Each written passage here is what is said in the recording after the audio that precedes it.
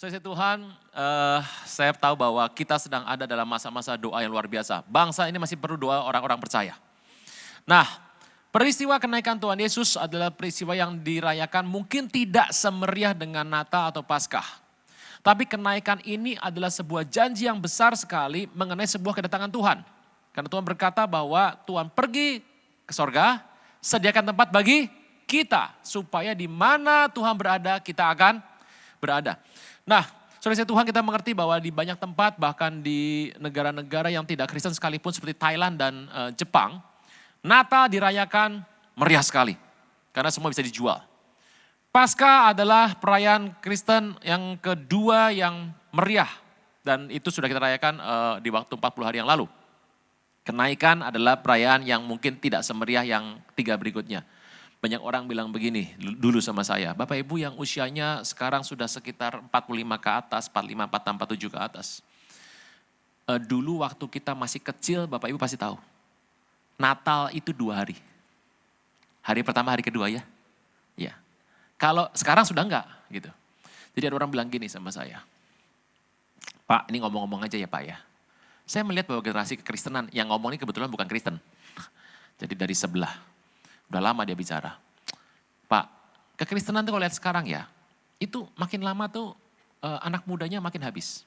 Ini sudah ngomong ini kira-kira 10-12 tahun yang lalu.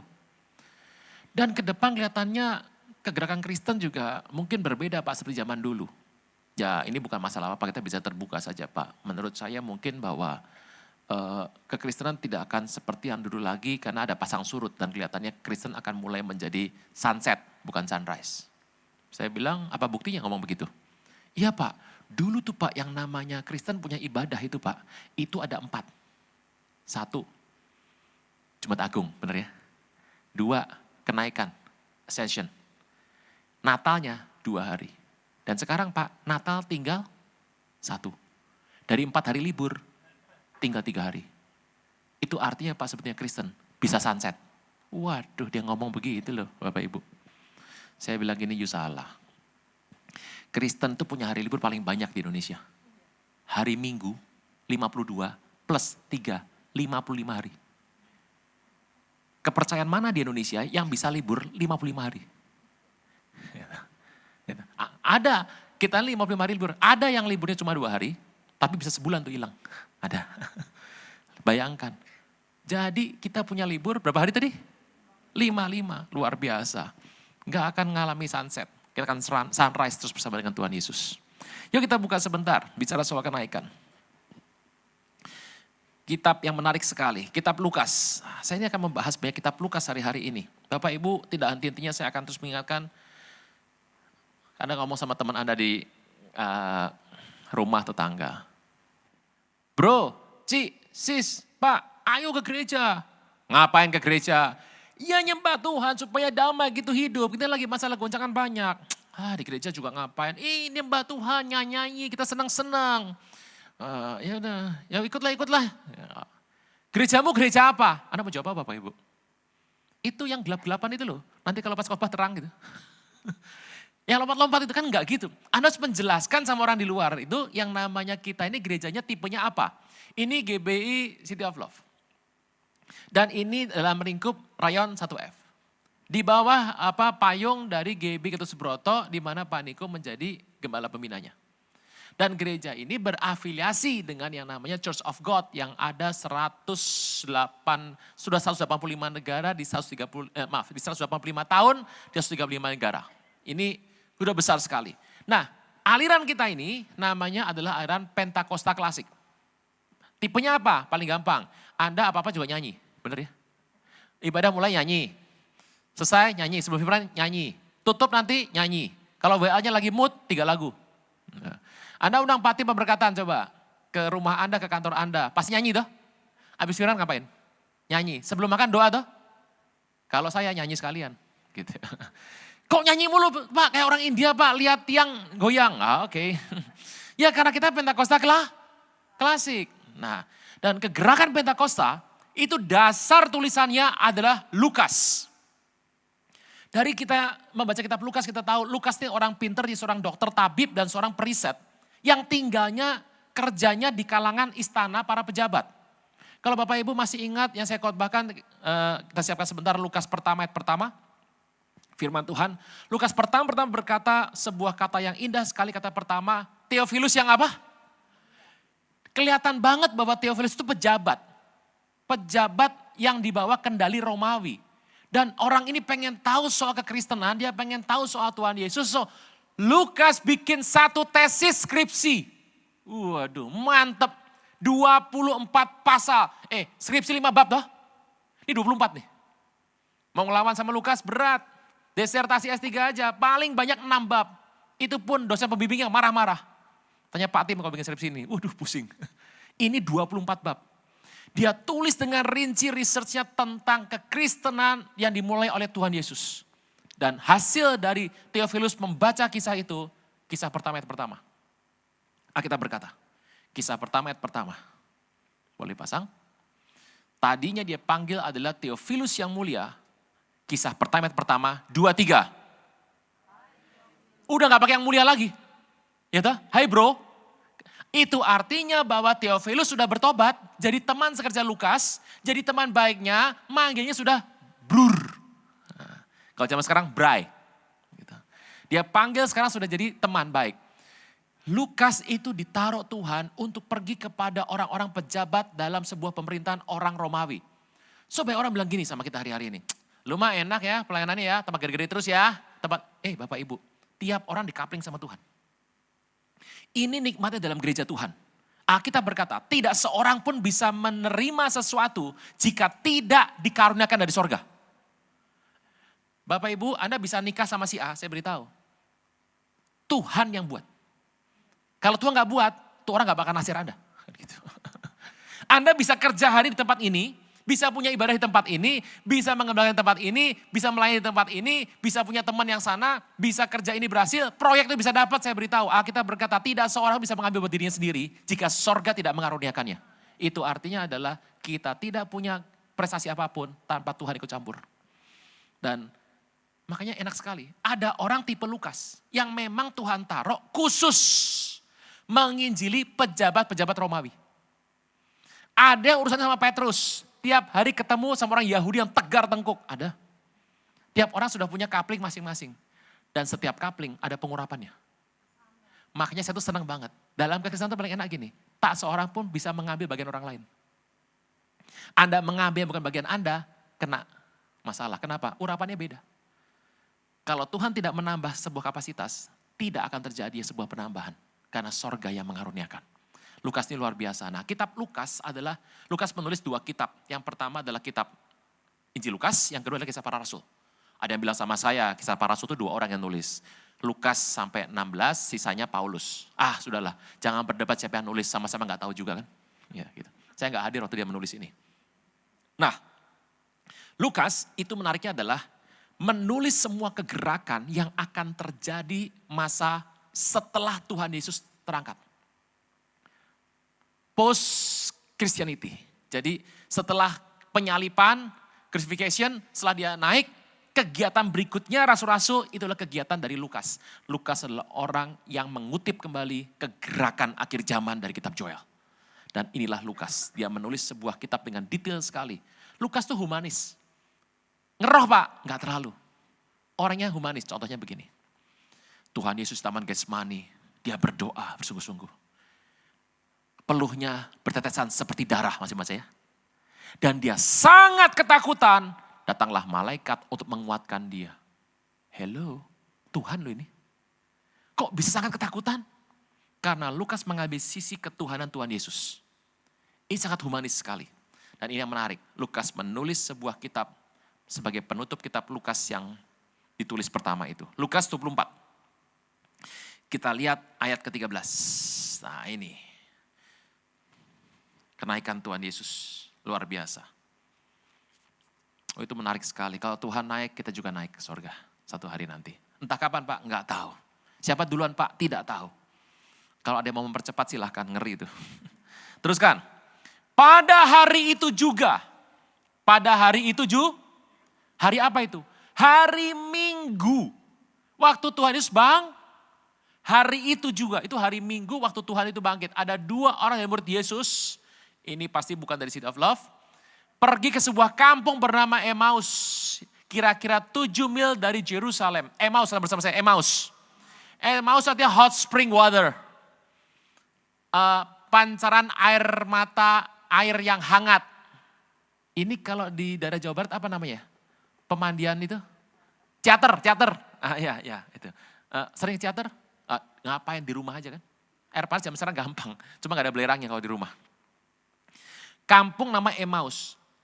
Semua nama di Alkitab, nama gunung, nama bukit, nama lembah, nama danau, nama sungai, nama orang, nama desa, nama kampung, nama kota, nama selat, nama tanjung, nama pulau, nama orang, angka di Alkitab, semua ada artinya. Emmaus itu artinya adalah hot spring water. Dan setelah ada kematian, Tuhan Yesus, tidak ada pengharapan dalam kehidupan ini. Tiba-tiba 2 orang ini pergi ke Emmaus. Nyari apa sih? Hot spring water. Dia pengen cari sesuatu yang bisa menghangatkan rohaninya.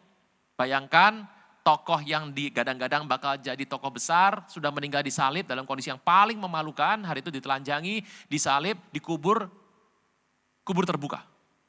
Jadi 2 murid ini berikhtiar untuk menambah kerohaniannya, untuk menjaga kerohaniannya dengan pergi ke Emmaus. Cilakanya tempat untuk menambah kerohanian menjadi lebih hot, jaraknya 7 mil dari Yerusalem alias jauh banget. 7 mil naik mobil sama 7 mil mersikil atau mersikil ya Bapak Ibu. Sikil kaki, jalan kaki. Dan mereka bercakap-cakap, chatting, chat tentang segala sesuatu yang terjadi. 15. Ketika mereka sedang bercakap-cakap, chatting dan bertukar pikiran, sama-sama apa? Datanglah apa? Yesus sendiri mendekati mereka. Lalu berjalan bersama-sama dengan mereka. Gak kenal loh ini. Makanya Bapak Ibu begini. Kok bisa ngerti ini ya? Saya beritahu. Kalau sorga gak buka mata kita, gak akan paham. Tuhan datang bareng. Lah bayangin, ini 2 murid gak tahu siapa namanya nih. Itu tiap hari kumpul sama Tuhan Yesus, sebelahnya gak tahu. Saya ini lucu ya, pernah kejadian ini. Lucu sekali. Saya sedang duduk di sebuah rumah makan. Sama anak binaan saya. Itu di sebelah, itu cerita tentang si Aruna. Wih, ini orang cerita seperti dia adalah adik kandung saya. Betapa dia paham, itu siang tuh begini. Itu meja sebelah tuh saya. Jadi yang ngedengar gitu, oh gitu ya, cerita. Hebat, lebih tahu dari saya lah pokoknya gitu. Terus saya jadi ngeliatin gitu. Waktu saya ngeliatin, dia membelakangi saya. Itu 2 orang tuh ngeliatin saya. Saya kan mulai berpikir, kayak pernah kenal di mana gitu ya. Lah lucu tuh, Bapak Ibu. Ini orang, bayangkan meja sebelah, cerita soal saya. Lah saya hadir situ, dalam hati gini, perasaan gue gak kayak begitu ya. Perasaan gak kayak begitu ya, ada loh. Memang orang sotoy ya, sok tahu. Itu banyak di muka bumi. Tolong mengerti, Charlie Chaplin pernah ikut lomba mirip Charlie Chaplin. Charlie Chaplin asli pernah ikut lomba mirip Charlie Chaplin, juara 2. Ayo. Mau ngomong apa? Jangan-jangan Tuhan di sebelah kita. Ini siapa nih bereboan nih? Bahaya. Lah ini sama ini kejadian nih ceritanya. Terus. Tetapi ada sesuatu yang menghalangi mereka sehingga tidak dapat mengenal dia. Yesus berkata kepada mereka, apa yang kamu perbincangkan sementara kamu jalan? Lagi ngomongin apa sih bro? Berhentilah mereka dengan muka suram. Namanya juga orang gak hot ya begini. Seorang dari mereka bernama Kleopas menjawab, adakah engkau satu-satunya orang asing di Yerusalem yang tidak tahu terjadi di situ pada hari belakangan ini? Katanya pada mereka, ada apa ya Bapak Ibu? Saya sudah berkali-kali melihat Tuhan itu belagak tidak tahu. Iblis, dari mana? Ya keliling-keliling toh. Udah lihat Ayub belum? Ya sudah, jujur, saleh, takut sama aku menjauhi kejahatan. Bayangkan, saya mau tanya. Iblis lagi baik-baik. Tuhan nanya, yang tadi gara-gara siapa? 5.000 laki-laki ikut KKR belum makan. Anda tahu Yahudi, beda sama orang City of Love. Yahudi itu makannya kambing tiap hari, gak pakai sayur, gak pakai buah, gak pakai pecai. Gak pakai kakung ca. Orang makan kambing tiap hari, minumnya anggur. Darah tinggi naik semua itu. Sudah pernah ketemu orang darah tinggi, belum makan, pernah ketemu? Nah kalau ada, di rumah tangga sering ada yang marah-marah, kurang makan itu berarti. Orang Yahudi makan kambing tiap hari, belum makan 5.000 laki-laki, belum perempuan, belum anak-anak. Tuhan tanya, kamu harus kasih mereka makan. Ya murid-muridnya stres semua tuh. Alkitab berkata, Tuhan ingin menguji mereka. Saya baca di Alkitab, Tuhan tahu gak mereka ngomong apa? Tahu, Tuhan tanya, lagi ngomongin apa sih? Masa kamu gak tahu ada apa sih? Nah ini nih. Kristen harus mulai sadar yang begini-begini nih. Tuhan tahu, paling ngeri kan orang kayak gini. Dia jago, top, nanya-nanya. Gitu. Nih, saya kalau seminar banyak orang ketemu begini banyak. Saya kalau seminar di mana-mana biasanya yang ikut seminar ada 4 jenis orang. Yang pertama adalah dibawa sama temannya seminar, tapi gak paham apa-apa. Kenapa kamu ikut? Ya nebeng. Yang nomor 2 ikut seminar kenapa? Nunggu nasi box. Yang ketiga memang mau belajar firman. Yang keempat pengen adu debat sama pembicara. Ngadu ilmu. Petarung sejalanan. Ya. Tuhan tanya. Yang begini hati-hati. Sudah, Anda berasa gak? Ada orang sudah tahu terus nanya. Saya pengen deketin tuh meja dan bilang begini. Oh gitu ya, terus kalau Pak Ron tuh sukanya apa ya? Nanti dia cerita tuh, lah orangnya di sini kok. Ada orang ngomong sama saya gini, Pak, dulu. Saya khotbah, selesai saya tanya, ini pendeta punya anak perempuan. Ketemu sama saya, kelihatannya ingin menikahkan anak perempuan sama saya, kelihatannya. Dia tanya gini, Pak Rona, ya ngobrol. Bapak ini dari Jakarta kan? Iya. Oh saya dengar Bapak masih bujangan belum nikah ya? Sudah. Belum Pak, kan saya dengar Bapak masih bujangan belum nikah. Saya bilang, Pak, Bapak tanya sama saya, ini orangnya di sini. Saya belum nikah. Kata Bapak, sudahlah ini Pak cincinnya. Itu mah biasa kalau pendeta kemana-mana suka pakai cincin Pak, biar gak diganggu. Tapi kan saya ngerti Bapak belum menikah. Ya kan Pak, saya dari teman-teman Bapak belum menikah. Jadi saya ini punya anak perempuan. Pak, saya sudah menikah Pak. Saya cerita sama istri saya sampai ketawa-ketawa loh. Lalu saya bilang, Pak saya ini depan Bapak nih loh. Saking ngototnya. Mungkin, udah gitu saja. Banyak orang begitu tuh, sudah ketemu yang asli masih tanya yang kejadian. Apa yang terjadi dengan Yesus orang Nazaret, seorang nabi yang berkuasa dalam pekerjaan dan perkataan dari depan Allah, depan seluruh bangsa kami. Tapi imam kepala dan pemimpin kami telah menyerahkan di dalam untuk dihukum mati dan telah menyalibkannya. Padahal kami dahulu mengharapkan dia yang datang untuk membebaskan bangsa Israel. Tapi sementara telah lewat 3 hari sejak semuanya terjadi. Telah lewat 3 hari. Jadi saya tadi bilang pada hari itu hari apa? Minggu. Telah lewat berapa? 3 hari. Jadi kejadiannya hari apa? Ulang. Ini hari Minggu ya toh. Dikatakan telah lewat 3 hari. Berarti kejadian itu hari apa? Kamis. Kamis meninggal, Jumat, Sabtu, Minggu. Kalau Jumat meninggal, Jumat, Sabtu, Minggu, Senin deh. Jadi Tuhan bangkit hari Senin gitu ya. Bapak Ibu hati-hati. Pencatatan Yahudi menyatakan bahwa sebetulnya yang namanya Kamis Putih itulah Paskah. Jadi Kamis Putihnya itu orang Katolik itu Paskah kita. Jumat Agung itu roti tak beragi. Nah kita ubah jadi Jumat, tetapi udahlah dalam Tuhan semuanya agung, udah gitu saja. Mau Kamis Agung boleh, Jumat Agung boleh. Tetapi beberapa perempuan dari kalangan kami telah menunjukkan kami pagi-pagi buta, mereka pergi ke kubur, tidak menemukan mayatnya, mereka datang dengan berita bahwa telah kelihatan pada mereka malaikat-malaikat mengatakan bahwa ia hidup. Beberapa teman kami telah pergi ke kuburan dan mendapati bahwa memang benar kata perempuan-perempuan itu, tapi dia tidak mereka lihat. Ia berkata kepada mereka, hai kamu orang bodoh, betapa lamban hatimu sehingga kamu tidak percaya segala sesuatu yang telah dikatakan para nabi. Bukankah Mesias sebenarnya semuanya itu untuk masuk dalam kemuliaannya? Lalu ia menjelaskan kepada mereka tentang apa yang tertulis tentang dia dalam seluruh kitab suci, mulai dari kitab Musa dan segala kitab nabi. Ayat 28. Mereka mendekati kampung yang mereka tuju sama-sama. Lalu Tuhan apa? Ini. Kita penuh dengan cerita seperti ini. Tuhan berbuat seolah ingin meneruskan. Masih ingat gak waktu Tuhan bertemu dengan Kain habis membunuh Habil? Kain, di mana adikmu? Tuhan tahu gak sudah meninggal adik Habilnya? Sudah. Kenapa nanya? Paling gak enak ada orang nanya mau nguji tuh. Berasa tuh Bapak Ibu? Anda bikin kerjaan proyek gagal. Terus bos bilang gini, bagaimana proyek hari ini? Serem gak? Nah itu dia, Tuhan sering begitu. Tinggal bersama dengan kami setiap hari telah menjelang malam dan terbenam. Lalu masuklah ia tinggal bersama dengan mereka. Waktu ia duduk makan dengan mereka, ia mengambil roti mengucap berkat, memecah-mecahkan yang memberikan kepada mereka. Ketika itu apa? Nomor 1 dalam kisah ini, kubur telah terbuka. Open tomb. Kubur Tuhan Yesus itu batunya beratnya 2 ton. Kayak tablet loh. Tablet itu bukan handphone ya. Tablet obat loh. Zaman sekarang kalau ngomong tablet tuh ingatnya handphone. Kalau dulu tablet tuh minum obat. Itu beratnya 2 ton. Diameternya 2,5 meter. Dijaga kubur sama 16 tentara Romawi dari batalion 10 yang paling bengis. Dijaga di sana, 16 orang. Tuhan bisa buka itu. Apa artinya?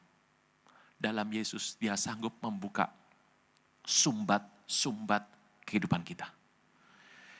Pak, kok ini mampet ya? Kiri mampet. Ingat Paulus gak? Saulus, mengapa engkau menganiaya aku?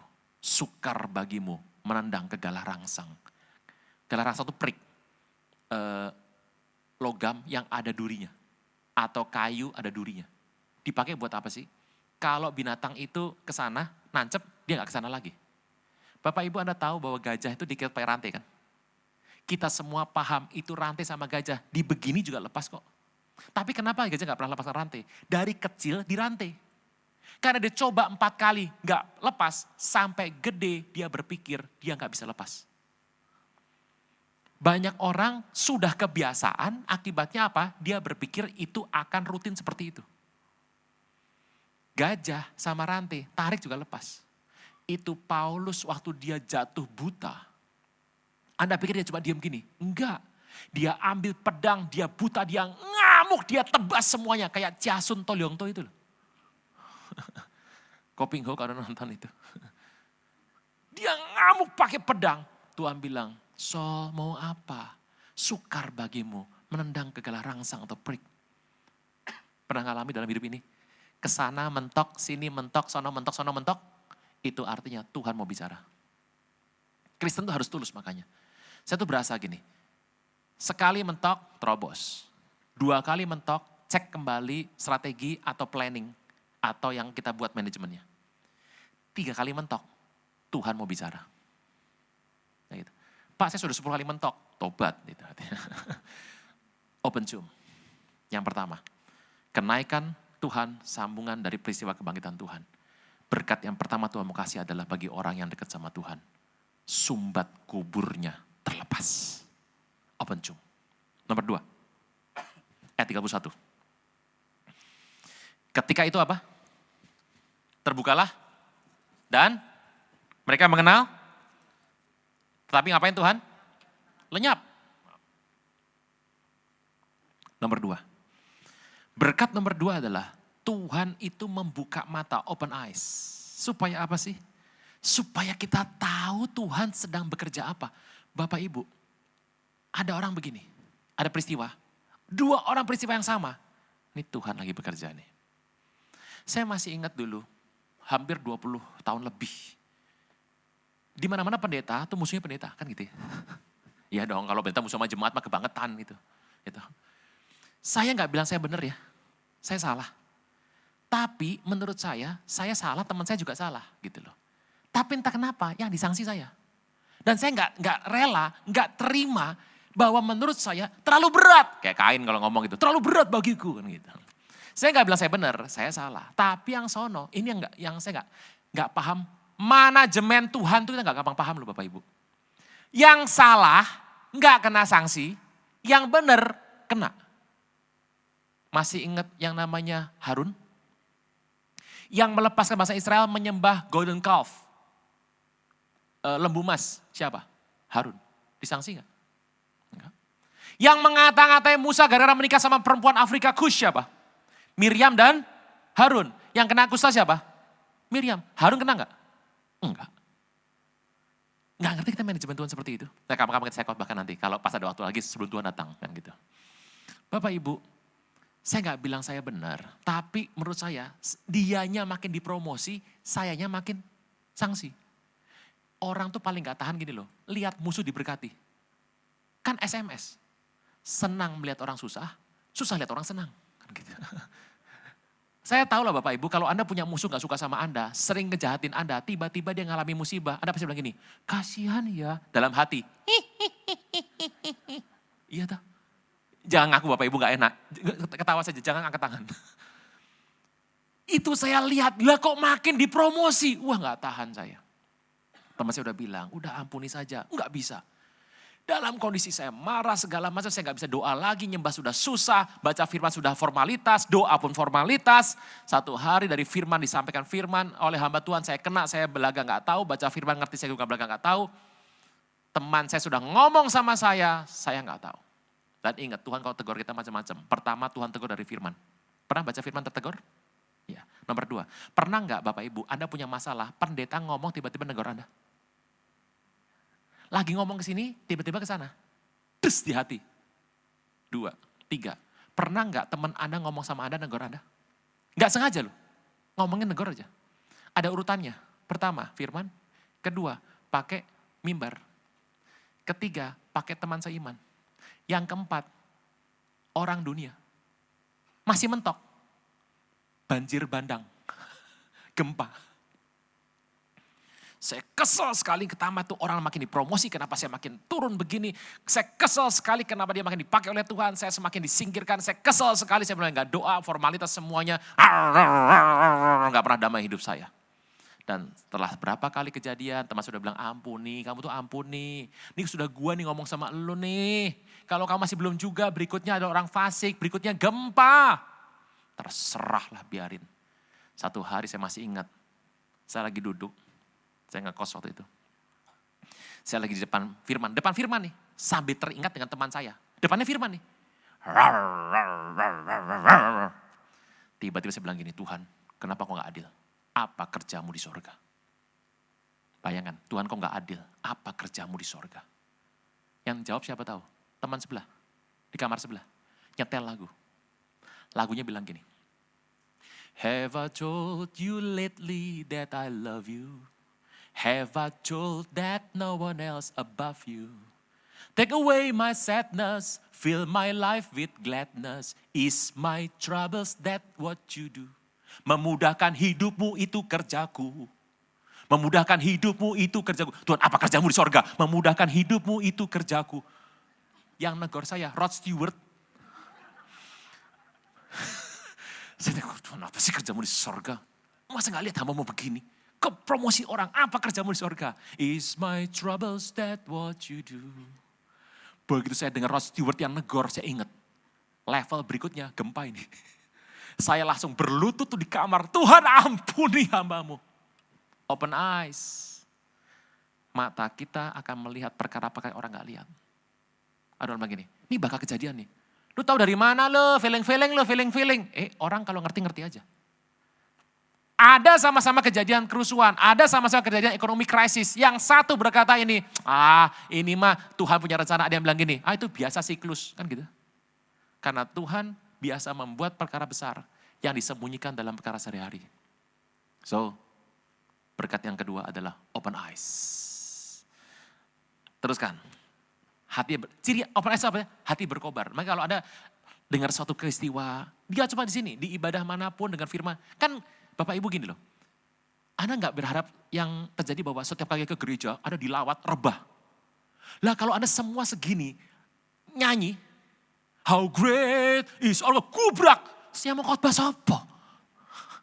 Bapak Ibu bangun. Saya pernah ibadah, itu gereja gak tahu apa tuh, aneh tuh gereja. Itu kalau lagi penyembahan, itu semuanya begini, rebah, guling-guling. Terus bilangnya bilang gini, kami mengundang hamba Tuhan, lah mau khotbah apa? Rebah semua, yang duduk tinggal 3 orang. Di bawah nyembah Tuhan, teriak-teriak. Waduh dalam hati, aduh Tuhan, ini mereka ngomong apa? Dan sebelumnya banyak begini, mari kita berenang dalam spirit. Wah. Jadi ya saya harus terbiasa bahwa denominasi itu beda-beda. Tapi hari itu adalah hari yang paling terberat buat saya, kenapa? Mau khotbah apa? Orang aja belum sadar kok. Antara mau tidur terus sama gak sadar tuh gak jelas. Ciri Anda ke sana, tiba-tiba hati berkobar. Tuhan hadir. Mau Anda rebah kayak nggak rebah, tapi hati kita berkobar. Dan saya percaya, tiap orang berkobar tergantung kebutuhan. Yang keluarganya baik-baik saja, dikotbahin keluarga, santai. Tapi lagi masalah keluarga, pasti dikotbahin, hati berkobar. Dikotbahin persepuluhan ada yang santai, kenapa? Selalu setia. Ada korban persepuluhan, sakit hati. Nah itu, berkobar hatinya. Gitu. Gitu. Teruskan yang ketiga. 3, ayat 32. Kata mereka, nah ini. Bukankah hal kita berkobar-kobar ketika berbicara dengan kita di tengah jalan, ketika ia menerangkan apa kitab? Makanya Bapak Ibu, kenapa kita harus sering hadir dalam sebuah ibadah 52 kali seminggu, ditambah ibadah tengah minggu, ada women, ada apalagi di sini, banyak acara. Sebetulnya cara paling baik ngetes hati. Nomor 1, open tomb. Nomor 2, open eyes. 3, open heart. Tuhan tuh membuka hati kita. Saya tuh kalau ngetes, ini tipikal saya. Jadi Bapak Ibu boleh ikut, boleh tidak. Karena ini tidak dari firman Tuhan, tapi adalah sebuah pola saja saya pakai. Kalau saya pengen ngetes apakah saya itu sudah benar di topik apa belum, saya ibadah dengan tematik itu.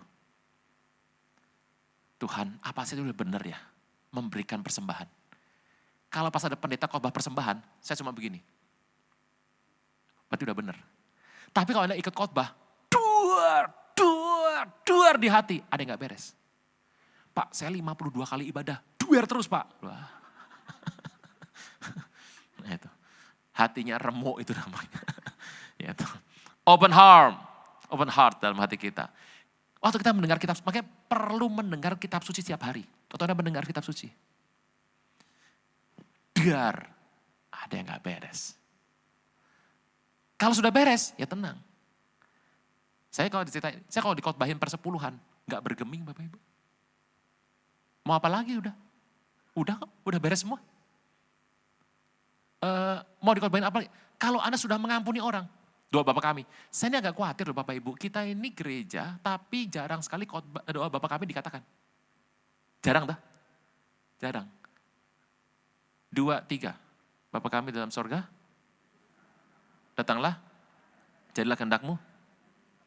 Bukan di karet loh, di bumi. Jadi berdoa gak boleh bisa satu, harus semua didoakan. Berilah hari ini, bakmi kami, bakmi acong tadi, yang secukupnya. Jadi kalau Anda minta berlimpah-limpah itu nabrak firman gak? Ampuni kami. Bapak Ibu banyak orang minta ampun sama Tuhan tapi gak pernah dipulihkan hidupnya. Kenapa? Karena tidak mengampuni orang bersalah.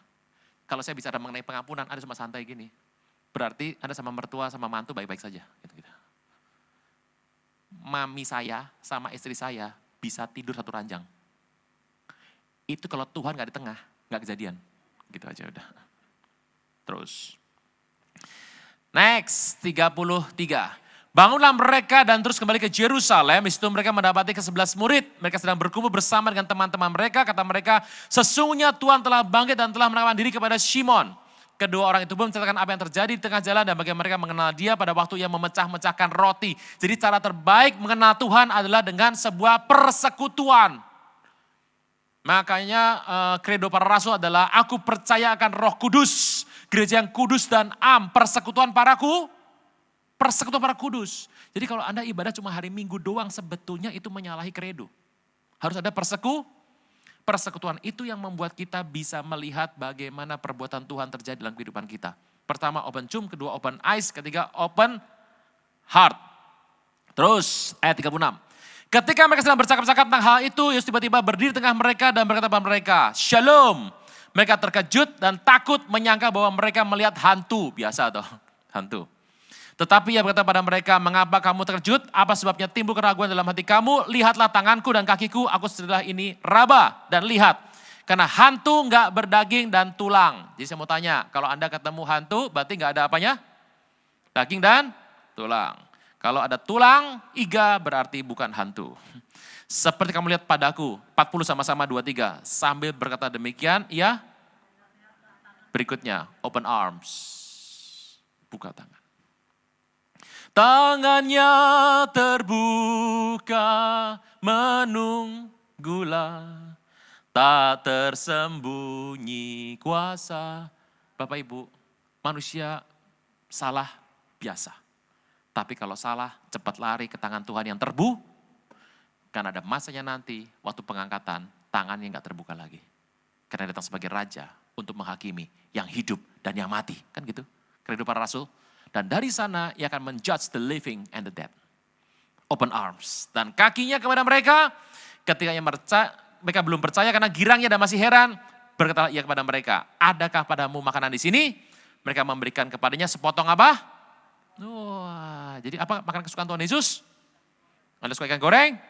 Ia mengambil dan memakannya tepat depan mereka. Ia berkata pada mereka, inilah perkataanku yang telah kukatakan kepadamu ketika aku masih bersama dengan kamu, bahwa harus digenapi semua yang ada tertulis tentang aku di kitab Taurat Musa, dan kitab Nabi-Nabi, dan kitab apa? Mazmur. Kitab Musa, kitab Nabi, kitab Mazmur. Kitab Torah Musa adalah Torah. Nabi-Nabi, Nebiim, Mazmur, Ketubim. 3 dasar dari ayat isi dari kitab suci orang Ibrani. 45 sama-sama.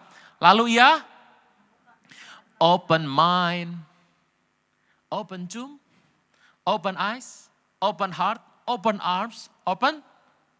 Kenapa mind harus terbuka? Sehingga mereka mengerti apa? Oh Bapak Ibu, makanya pikiran harus terbuka. Orang yang pikiran gak terbuka gak akan ngerti firman Tuhan. Tolong ngerti. Tuhan Yesus itu dianggap menyalahi Torah. Karena pola pikirnya berkebalikan sama orang pada zaman itu. Torah berkata mata ganti mata, gigi ganti gigi. Tuhan mengajarkan kasih. Pengajaran itulah yang dianggap oleh ahli Taurat sama orang Farisi itu bertentangan dan dianggap itu menyalahi hukum Torah. Tapi orang yang mengerti berkata bahwa kitab suci itu terbuka pikiran Bapak Ibu. Banyak-banyak membaca apa? Kitab suci. Mayoritas universitas besar di dunia, Anda boleh sebut yang ada di Amerika.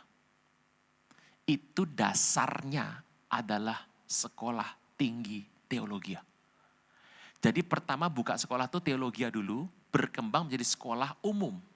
Sekolah top di Amerika, majority itu dulunya adalah sekolah teologi. Gitu. Nah, kenapa sih dasar teologi? Karena dasar dari semua ilmu adalah apa? Alkitab. Bapak Ibu mau belajar apa sih? IPA, kimia, semua Alkitab ada. Ekonomi, 3.000 ayat Alkitab membahas soal keuangan. Iman cuma 500, doa 350. Duit berapa tadi? Saceng. Ternyata orang Yahudi kenapa pintar soal keuangan? Ayat kitab firman Tuhan mengajar soal keuangan 3.000 ayat. Kita membaca kitab suci, kita tahu ternyata bagaimana untuk terbuka pikiran mengenai semua konsep keuangan. Salomo orang pintar di muka bumi. Salomo orang paling kaya di muka bumi mengajar. Dan orang Yahudi, Bapak Ibu tahu bahwa Yahudi itu hebat dalam teknologi ya. Hebat luar biasa. Kehebatan orang teknologi orang Yahudi itu didasarkan pada satu kitab. Kitab Pengkhotbah. Dasar dari semua teknologi kepintaran orang Yahudi menggunakan kitab Pengkhotbah. Kita baca Pengkhotbah, sia-sialah. Benar ya? Vanity. Sia-sia semuanya. Tapi orang Yahudi membaca kitab Pengkhotbah, itu dasar dari semua teknologi Israel. Saya lagi pelajari, baru chapter pertama, belum kelar juga, gak ngerti-ngerti juga. Kenapa ini kitab jadi dasar teknologi kepintaran orang Israel? Saya gak ngerti. Tapi kita berkata, satu hari kalau kita baca firman Tuhan, Tuhan akan open your mind. Mau terbuka pikiran, baca kitab suci. Teruskan. Kata pada mereka, ada tertulis Mesias harus menderita dan bangkit dari orang mati daripada hari yang 3. Hari keberapa? 3. Dan lagi, dalam namanya berita tentang pertobatan, pengampunan dosa harus disampaikan kepada segala bangsa mulai dari Yerusalem. Kamu adalah saksi dari semua ini. Artinya adalah kita harus menginjil. Teruskan. Dan aku akan mengirim kepadamu apa yang janjikan Bapakku. Apa itu? Roh Kudus. Tetapi kamu harus tinggal dalam kota ini sampai kamu empowered dengan kekuatan, kekuasaan, kehebatan dari tempat maha tinggi. Apa itu? Pencurahan Roh Kudus yang pertama. Apa sih fungsi pencurahan pertama? Pencurahan pertama itu digunakan supaya setelah Yesus naik ke sorga, murid-murid semua yang tertinggal tidak yatim piatu. Mereka bersama-sama diperlengkapi sampai akhir zaman. Dengan satu kekuatan besar namanya Roh Kudus. Dan ini luar biasa. Tetapi kamu harus tinggal di dalam kota ini, Yerusalem, sampai kamu diperlengkapi dari tempat yang maha tinggi. Ayat 50. Lalu Yesus bawa mereka keluar kota sampai dekat Betania. Ini prinsip ayat firman Tuhan. Betania, Bet, rumah, Aniah, orang miskin, orang tertindas. Betania, rumah, orang tertindas. Tuhan itu suka sekali sama orang-orang tertindas. Prinsipnya jelas. Waktu alam semesta ini chaos, Tuhan datang dan berkata, let there be light. Chaos berubah jadi kosmos. Waktu dosa menghantam muka bumi, hancur-hancuran semuanya, jahat semuanya. Tuhan datang memberikan keteraturan melalui air bah. Waktu Sodom dan Gomora berantakan semuanya, terjadi LGBT di sana, luar biasa. Taiwan sekarang sudah mensahkan pernikahan sejenis. Asia yang pertama, Taiwan, yang mensahkan pernikahan sejenis. Dan yang menikah adalah kelihatannya cucu dari pendiri negara tetangga kita yang Anda sering pergi, yang ada lambangnya singa muntah. Gitu. Tahu ya? Nah itu cucu pendirinya itu menikah sama jenis sekarang. Gitu ya. Saya Tuhan, apa yang terjadi di sana? Sodom dan Gomora, datanglah hujan belerang. Lihat prinsip Tuhan. Waktu semua dosa gak bisa dikuasai lagi, Tuhan Yesus jadi manusia. Prinsip Tuhan itu adalah kekacauan dibuat teratur. Chaos dibuat kosmos. Itulah konsep Tuhan. Dan saya percaya kata diperlengkapi menggunakan bahasa enduo yang artinya diberi jubah. Saya berdoa kita semua diperlengkapi hari-hari ini. Bapak Ibu, ini kegoncangan belum kelar. Akan terus ada sampai Tuhan datang. Dan peristiwanya sudah, bukan di Indonesia, di semua negara. Saya percaya bahwa inilah pengantar kita memasuki waktu akhir. Alkitab berkata, sampai kota Betania.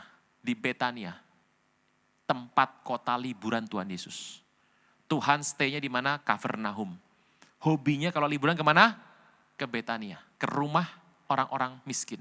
Di Betania ada sebuah rumah yang berisi satu keluarga yang sudah yatim piatu.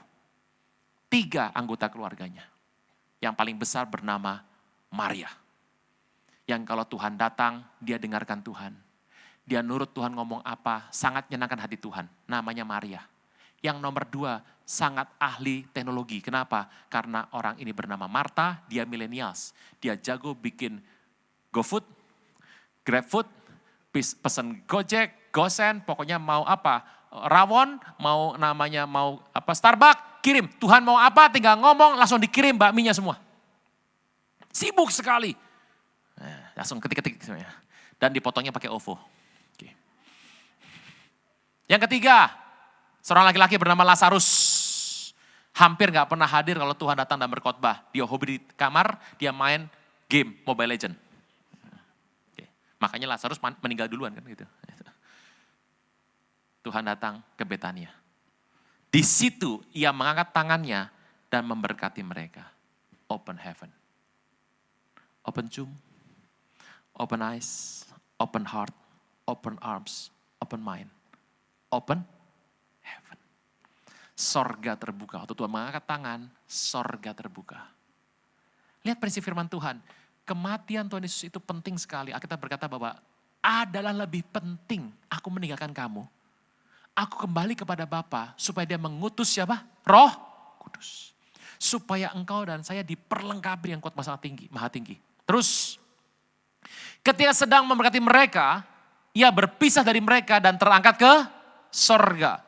Mereka sujud menyembah kepadanya. Mereka pulang ke Yerusalem dengan sangat bersuka cita. Mengucapkan hal-hal puji-pujian. Mereka senantiasa berada dalam bait Allah dan memuliakan Allah. Open mouth. Buka mulut menginjil. Lihat urutannya Tuhan kasih dalam berkat hidup ini. Kubur terbuka. Orang yang sumbatnya dibuka sama Tuhan. Matanya melihat perkara-perkara sorgawi. Hatinya bisa ngerti Tuhan maunya kemana. Dan dia menerima tangan terbuka, tempat dia bisa datang sama Tuhan kapanpun dia perlu sesuatu. Pikirannya terbuka mengenai semua peristiwa yang ada di muka bumi ini. Dia menerima banyak. Saya kalau ngeliatin orang berdebat soal firman ya, saya mikir kadang-kadang, ini benar, tapi apa? Yang salah, karakternya ngotot. Gitu ya. Gak tahu sekarang ada ilmu dari mana, yang salah lebih ngotot bener ya. Itu saya gak ngerti, itu sejak tahun berapa gak jelas itu. Siapa yang ngajarin, saya gak ngerti. Tapi katanya yang salah harus lebih ngotot, apa? Supaya kelihatan benar. Lama-lama orang biar kelihatan benar harus ngotot. Kan gitu. Berikutnya, setelah pikiran terbuka, orang seperti ini hidupnya akan mengalami sorga terbuka. Ini urutan ini tidak dapat dilongkap. Harus terbuka dulu sumbatnya oleh Tuhan kasih karunia. Matanya baru ngelihat, oh ini toh Tuhan. Hatinya mulai terbuka menerima rencana Tuhan. Gak gampang loh. Tangannya mulai terbuka untuk dia menerima sebuah rencana Tuhan, sebuah proyek Tuhan, keinginan Tuhan. Pikirannya terbuka. Karena orang pikiran gak terbuka, susah ngerti. Sorga terbuka. Dan terakhir, kalau sudah terjadi, urapan turun. Tugas engkau dan saya, terbukalah mulut kita. Untuk memuji Tuhan dan menginjil. Saya berdoa bahwa berkat Tuhan seperti ini, 7 berkat ini kita boleh alami. Makanya kalau di kantor, dalam usaha, kadang kalau ada perkara yang gak enak, saya selalu bilangnya Tuhan. Ini perkara terjadi, saya gak bisa nerima. Tuhan, buka pikiran saya supaya ngerti ini apa toh. Open mind itu penting supaya engkau dan saya tidak gampang ditipu orang. Open heart penting untuk Anda bisa menerima orang yang salah. Makanya dalam hidup ini yang didoakan. Kalau ini didoakan, sejahteralah hidup kita. Jadi kita gak perlu takut apapun ke depan. Bapak Ibu orang bilang gini, kalau kamu gak bikin begini, Bapak Ibu ini revolusi industri keempat. Industri 4.0, revolusi industri keempat yang ditandai nanti dengan munculnya 5G. Handphone saya itu, tadi Pak Tito tanya, masih dipakai Pak? Masih 16 tahun. Itu 2G. Gitu. Tak dapat disadap. Mau ngomong apa santai gitu. Handphone Anda semuanya. Apalagi Anda punya Facebook. Ini ngomong terus terang aja. Kan Anda punya kamera depan toh. Apalagi komputer. Televisi Anda tergabung dengan wifi. Oke, Anda punya Facebook di sana. Iya, tolong ngerti. Itu TV di kamar Anda. Ngadep ke Anda. Anda mandi, keluar, pakai anduk gini-gini. Itu dia bisa nonton Anda itu. Anda kan gini baca nih. Itu kamera depan Anda, kalau Anda punya aplikasi tertentu, itu nonton Anda terus tuh. Wajah Anda dipetakan semuanya, yang Anda 10 years challenge ikut, 10 years challenge. 2009 masih culun, gemuk. 2019 nge-gym. Wih bangga banget, lebih muda, 10 tahun tuh bangga, langsung foto. Yang sini masih jelek, sini makin indah. Atau masih sama mudanya dengan 10 tahun yang lalu. Bapak Ibu, begitu Anda foto begitu dalam satu hari, 60 juta data didapatkan oleh mereka, Facebook. Untuk apa? Diambil pemetaannya. Ini loh. Sininya metriknya. Oh tapi tenang Pak, saya kok Korea operasi ini Pak, dipotong Pak, dipotong ya. Biar gak cabi Pak, dipotong ini.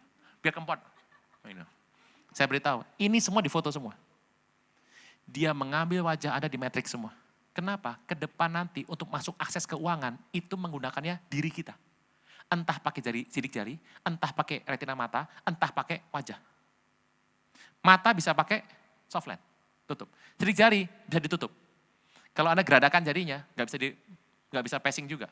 Tapi kalau sudah muka begini, Anda operasi sini, nggak mungkin ada orang bisa operasi tengkorak tuh nggak mungkin. Gitu. Ya, berubah semua tuh. Sininya kempot, sininya maju. Waduh kembali zaman apa? Neanderthal. Gitu. Zaman Homo erectus. Gitu. Nah, diambil. Hati-hati sekarang.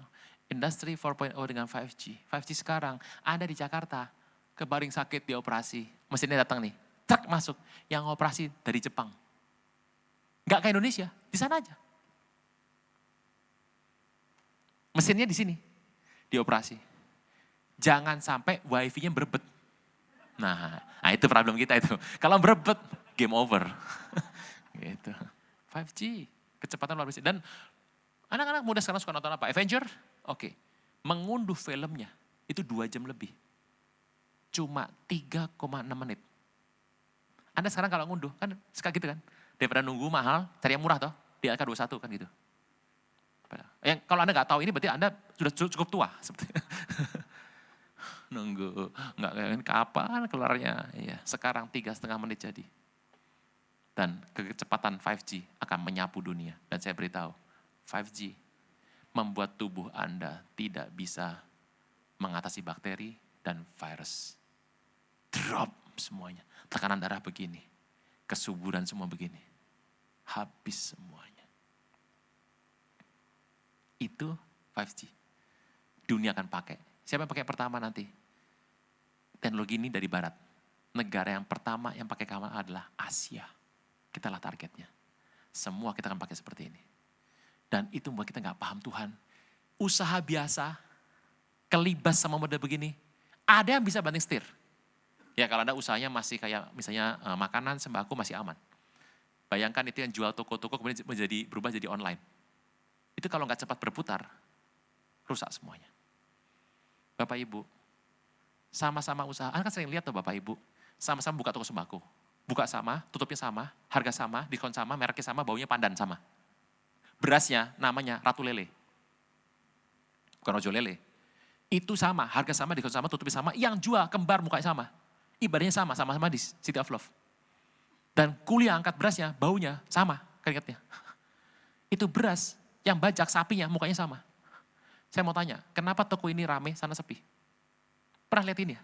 Sama-sama buka usaha, barang sama, sini rame, sana sepi. Orang dunia bilang apa? Kurang sajen. Orang Kristen bilang apa? Kurang urapan. Saya bilang, tergantung kasih karunia. Sama nih, kalau favor Tuhan turun di sini, ini akan maju. Ini goncang sama. Ada yang goncang kerjanya masih kerja lama, tipe lama kerja. Ya eksis kok. Ada yang kehabis semuanya. Tergantung favor Tuhan. Dan saya berdoa, 7 berkat ini yang menjadi dasar kehidupan pelayanan kita. Semuanya karena anugerah Tuhan. Tidak seorang pun bisa mengambil buat dirinya sendiri jika sorga tidak mengaruniakannya. Open cum, kubur terbuka, mata terbuka, hati terbuka, tangan terbuka, pikiran terbuka, langit terbuka, dan sejak itu Tuhan minta kita menjadi saksi Kristus, mulut yang terbuka memberkati banyak orang. Kita bangkit berdiri.